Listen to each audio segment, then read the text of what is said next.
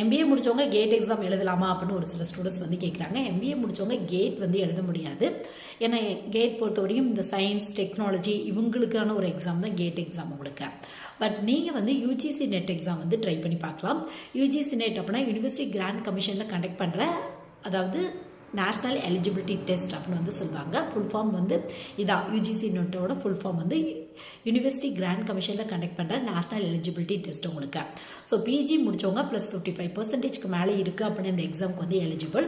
So இந்த exam எடுத்துறீங்க அப்படின்னா நீங்கள் கவர்மெண்ட் காலேஜில் வந்து ப்ரொஃபஸர் இல்லை ப்ரைவேட்டில் கூட நிறைய காலேஜில் இந்த எக்ஸாம் பேஸில் தான் உங்களுக்கு அசிஸ்டன்ட் ப்ரொஃபஸர் ஜாப்ஸ் வந்து கொடுத்துட்ருக்காங்க. இப்போ ரீசெண்டாக நிறைய பிஎஸ்யூ கம்பெனியில் கூட இந்த யூஜிசி நெட்டில் நீங்கள் ஓரளவு நல்ல மார்க் வச்சுருக்கீங்க அப்படின்னா அந்த ஸ்கோர் பேஸில் உங்களுக்கு ஒரு நல்ல போஸ்டிங்கே வந்து போட்டுட்ருக்காங்க. பிஎஸ்யூ அப்படின்னா பப்ளிக் செக்டர் அண்டர்டேக்கிங் கம்பெனி அப்படிம்பாங்க. சென்ட்ரல் கவர்மெண்ட்டுக்கு ஈக்குவலான போஸ்டிங், சென்ட்ரல் கவர்மெண்ட்டுக்கு ஈக்குவலான சேலரி எல்லாமே கிடைக்கிறதுக்கான வாய்ப்புகள் இருக்கு. ஸோ எம்பிஏ முடிச்சிருக்கீங்க அப்படின்னா இன்ட்ரெஸ்ட் இருக்குது அப்படின்னா உங்களுக்கு வந்து கேட்டுக்கு எலிஜிபிள் இல்லை.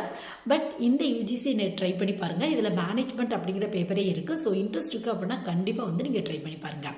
யூஜிசி நெட்டில் கிட்டத்தட்ட ஒரு 85க்கும் மேலே பேப்பர் இருக்குது. அதில் மேனேஜ்மெண்ட் அப்படிங்கிற பேப்பர் வந்து நீங்கள்